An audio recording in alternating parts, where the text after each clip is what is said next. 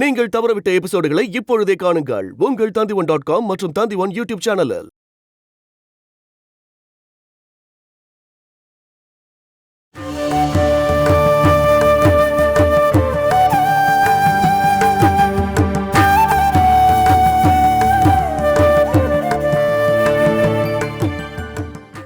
எங்க எல்லாரையும் எதிர்த்து பேசிட்டு இருக்க அச்சுமாமா மகனை துரத்தி அடிக்கிறதுக்கு கொஞ்சம் உதவி பண்ணுங்க வாசு அண்ணா அப்படின்னு கேக்குறதுக்கு அவமானமா இருக்கு. சரிதானே?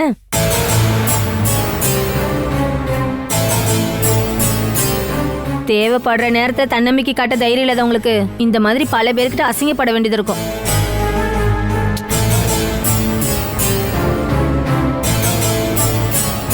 இதுல அவமானப்படுறதுக்கு எந்த ஒரு விஷயமே இல்லையே. வாசன்னாவோட பையன் சிவராஜ் என்னோட ஃப்ரெண்டு தான். அவன் காதுல போட்டு வச்சா போதும், மத்த எல்லாத்தையும் அவன் பார்த்துப்பான். ஃப்ரெண்ட்ஸுங்க கிட்ட நம்ம ஹெல்ப் கேட்கறதுல நமக்கு எந்த அவமானமும் இல்லை.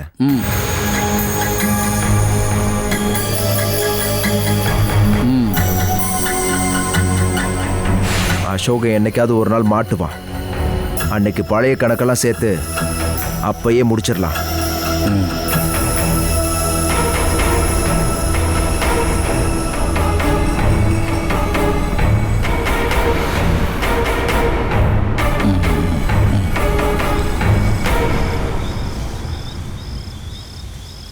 அசோகன் அண்ணா, தண்ணி கொடுங்கண்ணா.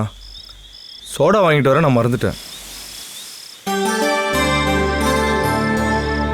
அப்பா, 1.5 மணி நேரம் கியூவில் நின்று இதை நான் வாங்கிட்டு வந்தேன். நல்ல விஷயங்களுக்கு கஷ்டப்பட்டு தானே ஆகணும். நான் இப்போ நல்லா மாட்டிக்கிட்டேன் அசோக் அண்ணா. ஒருத்தன் சீட் எடுக்கிறதுக்கு நான் ஜாமீன் போட்டேன், அவன் இப்போ எஸ்கேப் ஆயிட்டான். இப்போ அந்த சீட்டு கொடுத்தவன் என்ன துரத்துறான். யாருக்கும் எந்த உதவியும் பண்ண போகாத மணி. அப்படி உதவி செஞ்சா அது நமக்கே கடைசில பிரச்சனையா வரும்.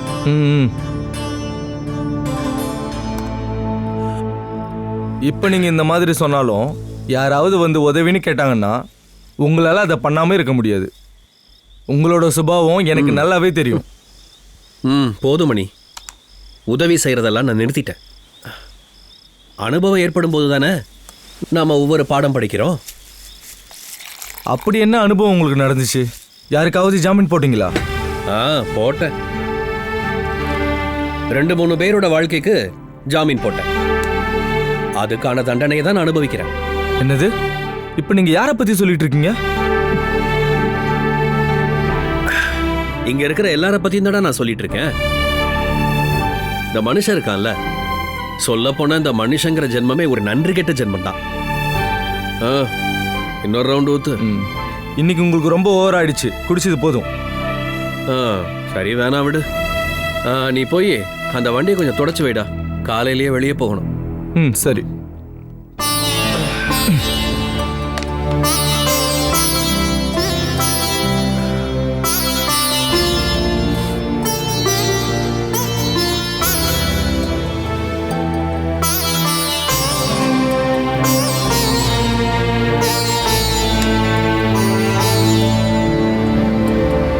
போதும் போதும்னு அவன் தான் சொல்லிட்டானே.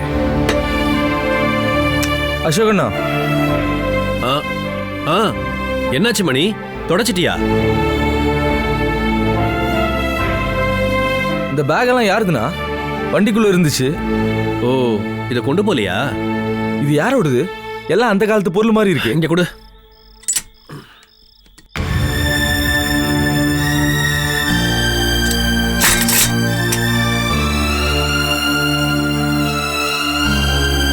சரி, நீ கிளம்பு, நாளைக்கு பார்க்கலாம். சரிண்ணா.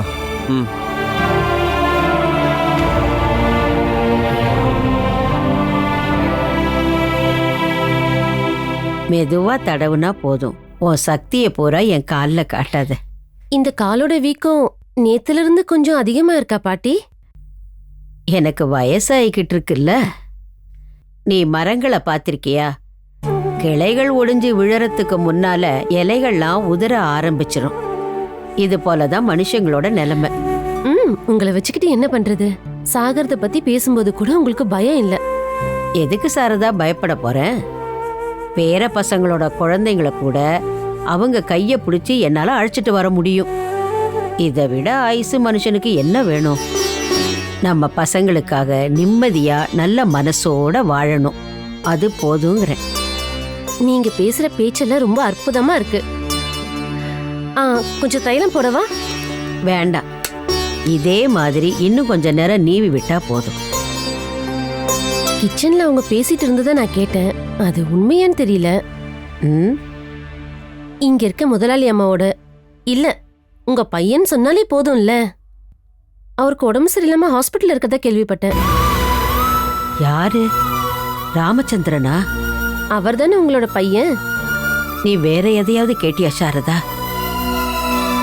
என்ன வியாதின்னு சொன்னாங்க? அத பத்தி இங்க இருக்கவங்க யாராவது சொல்லுவாங்களா பாட்டி? ஆனா சொன்னதை வச்சு சொல்றேன், ரொம்ப ஆபத்தான நோய் தான். அவனை பார்த்துக்க யாருமே இல்லை. எதுவுமே தெரியாத 2 பொண்ணுங்க தான் அவன் கூட இருக்கிறதா நான் கேள்விப்பட்டேன். என்ன இருந்தாலும் அவன் என் பிள்ளையாச்சே. இத கேள்விப்படுறப்ப எந்த தாய்க்கு தான் வருத்தம் இருக்காது? யாரா இருந்தாலுமே தெரிஞ்ச தப்பான வழியில நடக்க முடியுமா பாட்டி? அதனால தானே அவர் இப்படிலாம் அனுபவிச்சுட்டு இருக்காரு. என்னதான் தப்பு பண்ணியிருந்தாலும் அம்மாவுக்கு புள்ள இல்லைன்னு ஆயிடுமா சொல்லு? அவன் ரவுடியா இருந்தாலும் சரி, அவனை நல்ல வழியில கொண்டு போகணும்னு தானே ஒரு தாய் ஆசைப்படுவா. என்ன பொறுத்த வரைக்கும் உண்மையான ரவுடிங்க யாருன்னா இங்க இருக்க சின்ன முதலாளிங்க தான். அது மட்டும் இல்லாம பெத்த அப்பாவை அடிச்சு விரட்டுவாங்களா?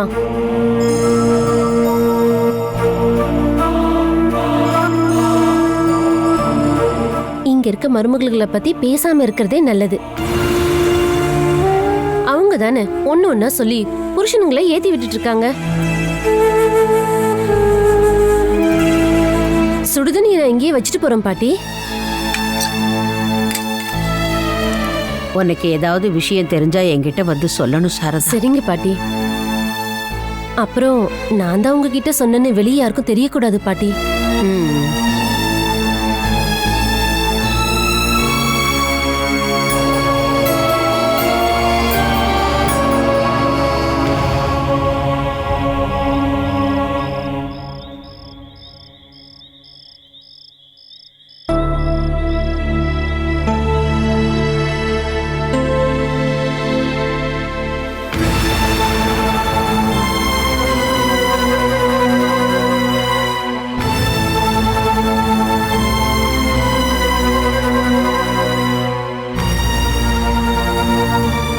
டைரி குறிப்பா?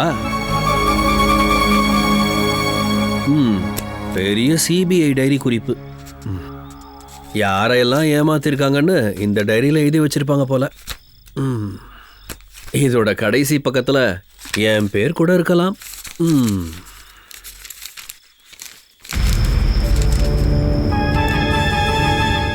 நாங்க நிம்மதியா இருக்கிறதுக்கு யாரும் ஒத்துக்க மாட்டேங்கிறாங்க.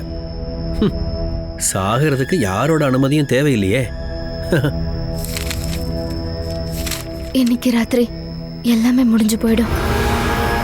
அப்பா எல்லாத்தையும் வாங்கி கொடுத்துட்டாங்க. விஷம், இனிப்பு.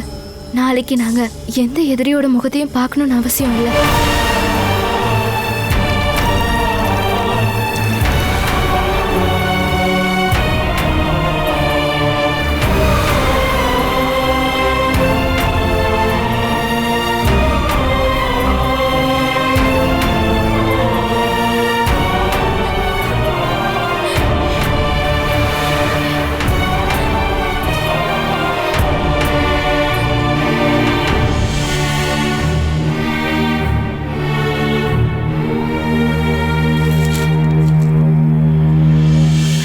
கடைசி நிமிஷத்துல அப்பாவோட தைரியம் காணாம போயிடுச்சு அப்படின்னு நான் சொல்லணுமா, இல்ல வாழ்றதுக்கான தைரியம் வந்துருச்சுன்னு சொல்லணுமா? அப்பா விஷ பாட்டில தூக்கி போட்டுட்டாரு. எங்களை கட்டி பிடிச்சி ரொம்ப அழுதாரு. என் பொண்ணுங்க வாழ்றதுக்கான வழிய நான் ஏற்பாடு பண்ணி கொடுக்கறேன்னு எங்க அப்பா அடிக்கடி எப்பவும் பைத்தியம் மாதிரி உளறிட்டே இருப்பாரு.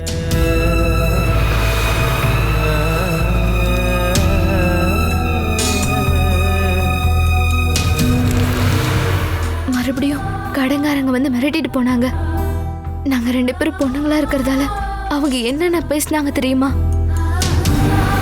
பயந்து போய் என் பின்னாடி வந்து நிக்கிற என் தங்கச்சி துளசியை பார்த்தாதான் எனக்கு கஷ்டமா இருக்கு.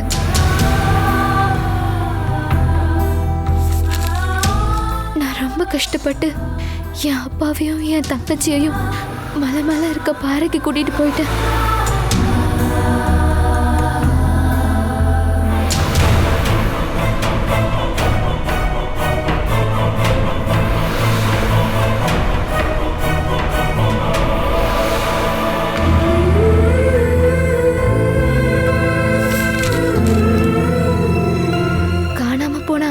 தேடிட்டு வந்தவங்க எங்களை பார்த்துட்டாங்க. அதுக்கப்புறம் அந்த முயற்சியும் வீணா போச்சு. எங்க சாவனாலையும் எங்களால தப்பிக்கவே முடியல. என்னைக்கா இருந்தாலும் எங்க முயற்சி ஜெயிக்காம போகாது.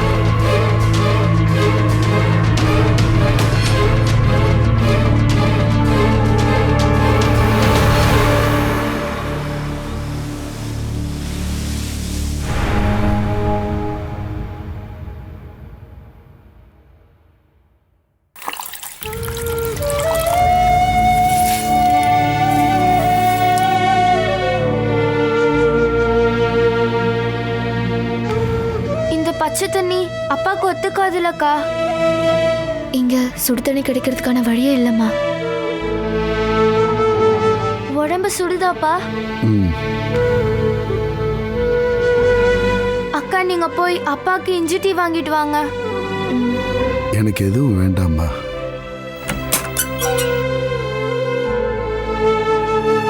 வெளியே போய் இந்த மருந்தை வாங்கிட்டு வாங்க. ஜங்ஷனுக்கு போனீங்கன்னா சென்ட்ரல் மெடிக்கல் ஷாப்ல கிடைக்க வாய்ப்பு இருக்கு. கொஞ்சம் விலை அதிகமா இருக்கும்.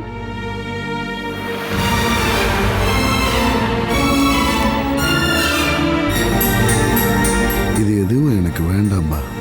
காஞ்சி போன மரத்துக்கு எதுக்குமா தண்ணியும் மருந்தும்? இதெல்லாம் வீண் செலவுமா.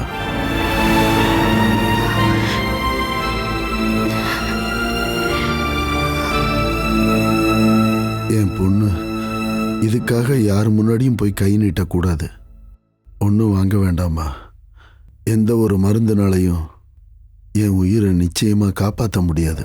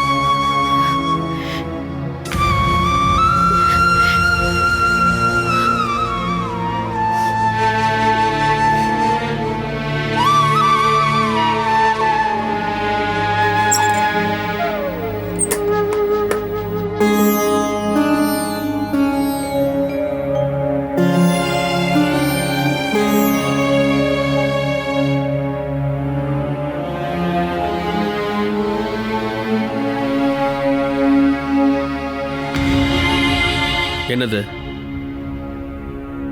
அப்பாக்கு வாங்க வேண்டிய மருந்து சீட்டு என்கிட்ட கொடு. இதோட விலை அதிகமா இருக்குன்னு சொன்னாங்க. ஒரு மனுஷனோட உயிரை விட பணம் பெருசா என்ன?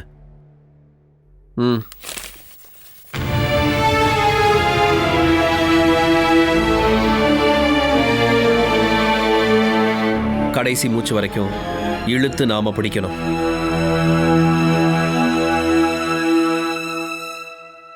வாழ்க்கை ஒரு விலை மதிப்பில்லாதது. அது தொலைக்கிறது ஈஸி. ஆனா அது தொலைஞ்சா கிடைக்கிறது ரொம்ப கஷ்டம். சாக முயற்சி பண்ணி அது நடக்காம போன விஷயத்த எத்தனை நாள் தான் உன் டைரியில் எழுதுவ?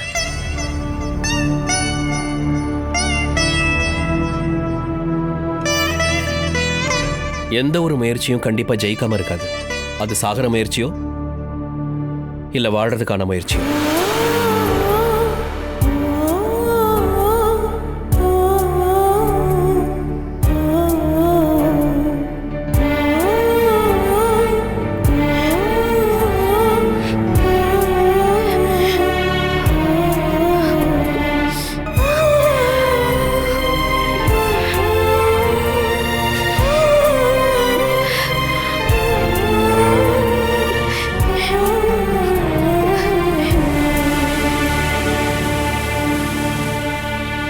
சிவராஜ், நான் பீச் ரோட்டில் இருக்கேன். நீங்கள் வரியா?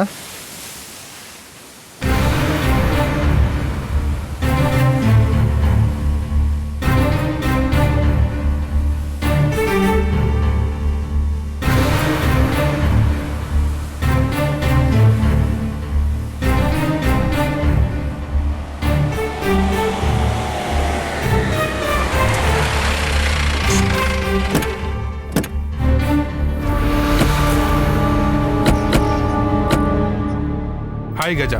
ஹலோ. என்னோட ஃப்ரெண்ட்ஸ். இது அருண், இது திலீப். ஹாய். ஹாய். நம்ம இன்ட்ரோலாம் அப்புறம் பண்ணிக்கலாம். அதுக்கு முன்னாடி சிவராஜ் கிட்ட கொஞ்சம் தனியாக பேச வேண்டியிருக்கு. நமக்கு சாதகமாக இருக்குமா இந்த கேஸு? ஒரு லாட்ரி அடித்தா நமக்கு சாதகமாக இருக்கும்.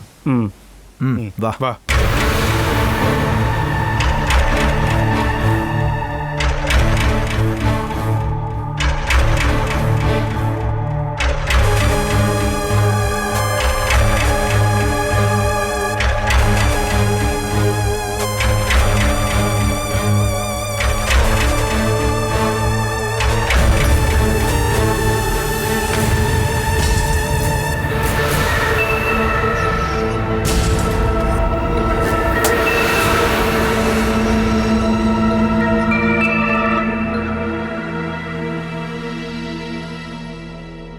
மருந்தோட விலை அதிகமா இருக்கிறதால அசோகண்ணா கையில அவ்வளவு பணம் இருக்குமா?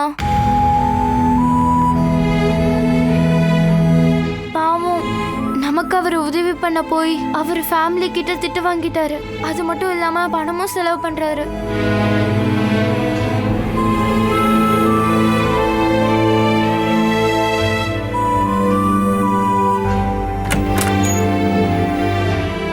பேஷண்ட்க்கு ஒரு இன்ஜெக்ஷன் போடணும்.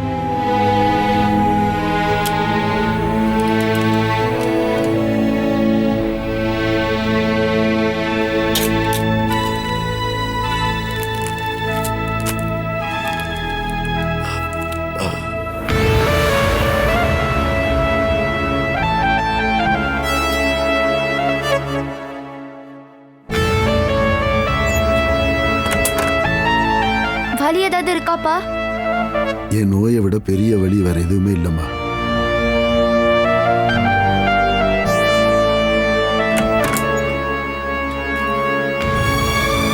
கவர்மெண்டோட மெடிக்கல் ஸ்டோர்ல 30% டிஸ்கவுண்ட் இருக்கு. ஆனா என்ன சொல்லி என்ன பண்ண, காஸ்ட்லி மருந்தெல்லாம் அங்க கிடைக்கிறதே இல்லை. இதுல தோசையும் சாப்பாடும் இருக்கு.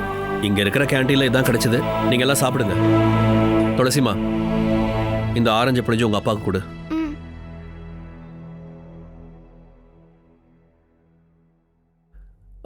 இதை வச்சுக்கோ, உனக்கு பணம் தேவைப்படும். எதை பத்தியும் நீ யோசிக்காத. உங்க கையில 10 ரூபா கூட இல்லைன்னு எனக்கு நல்லா தெரியும்.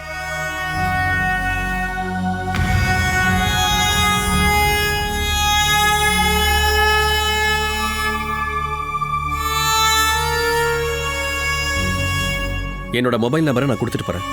உங்களுக்கு என்ன வேணும்னாலும் கால் பண்ணுங்க.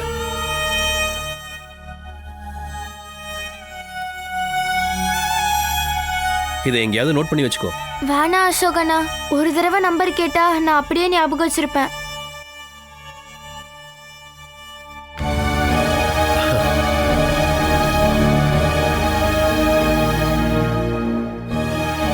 நான் போயிட்டு வரேன். ம்.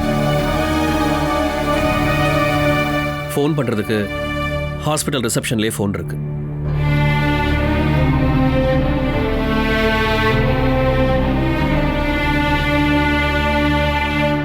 என் உதவி தேவைப்பட்டா எந்த நேரத்தில் வேணாலும் என்ன கூப்பிடுங்க. என்ன நீங்க அந்நியனா பார்க்க வேண்டாம்.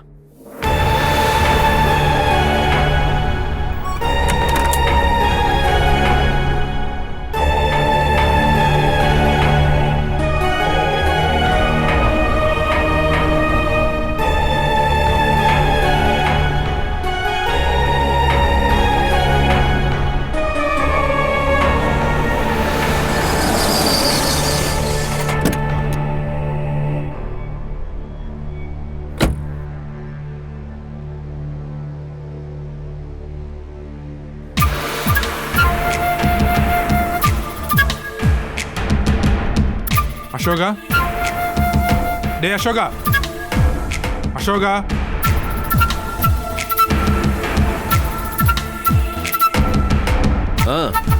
வா சிவராஜா. வாடகையெல்லாம் நான் ஒழுங்கா கொடுத்துட்றேனே சிவராஜா. இந்த வாடகை கொடுக்குறவன் ஹவுஸ் ஓனர். நமக்குள்ள இந்த உறவு மட்டும் தான் இருக்குன்னு நினைக்கிறியா அசோகா? உனக்கும் எனக்கும் வேற என்ன உறவு? உன்னோட ஒரே ஒரு தங்கச்சிய யாரோ ஒருத்தன் லவ் பண்ணான்னு அந்த பையனை நீயும் உன்னோட அப்பாவும் சேர்ந்து கைய காலெல்லாம் உடைச்சு இந்த ஊரை விட்டே ஓட விட்டீங்கன்னு நான் கேள்விப்பட்டேன். இப்ப என்ன அடிக்கிறதுக்கு சிவராஜா உனக்கு வேற எந்த தங்கச்சியும் இல்லைன்னு நான் நினைக்கிறேன். அப்படி இருக்கும்போது உனக்கும் எனக்கும் என்ன உறவு? நீ முட்டத்து மேலே ஏறி தேவையில்லாம கூவாத அசோகா. அப்படி போன அந்த கோழியோட ஆயுசு ஒரே ஒரு ராத்திரி மட்டும்தான் இருக்கும். அதை நீ ஞாபகம் வச்சுக்கோ. உன்ன மாதிரி ஒரு கேவலமான ஆளா இருந்து 100 வருஷம் வாழ்ந்து உயிரை விடுறதை விட ஒரு நாள் மட்டும் தைரியமான மனுஷனா வாழ்ந்துட்டு உயிரை விடலாம் சிவராஜா.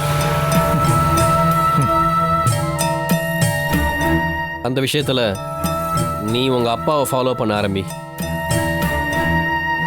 சரியா இருந்தாலும் தப்பா இருந்தாலும் அவர் ஒரு வேலைக்காக வீட்டில இருந்து கிளம்பிட்டாருன்னா அதை நடத்திட்டு தான் வருவாரு. நீ வந்த விஷயத்த சொல்லு. எங்களுக்கு தெரியாம நீ உன் கூட இங்க ஒரு 2-3 பேரை தங்க வச்சிருக்கிறதா கேள்விப்பட்டோம். அது உண்மைதானே? ரெண்டல் அக்ரிமெண்ட் போடுறப்போ இந்த வீட்டில் இவ்வளோ பேர் தான் தங்கணும்னு எந்த கண்டிஷனும் நீ போடவே இல்லையா சிவராஜா? உன்னோட அப்பா இதை பத்தி உங்ககிட்ட எதுவுமே சொல்லலையா? அப்பா சொன்னதுக்கு அப்புறம் தான் நான் இங்க வந்தேன். உன்னை தவிர இங்க வேற யாரும் தங்க கூடாது அப்படின்னு அப்பா சொல்லிதான் அனுப்பியிருக்காரு. நான் ஒரு வீட்டில் வாடகைக்கு இருக்கும்போது அந்த வீட்டில் என் அம்மாவோ அப்பாவோ தங்கச்சியோ தங்கவே கூடாதுன்னு எந்த சட்டம் சொல்லுது சிவராஜா? உன் கூட தங்கிட்டு இருக்கிறது உன்னோட அப்பாவாடா இல்ல ஓ தங்கச்சிங்களா?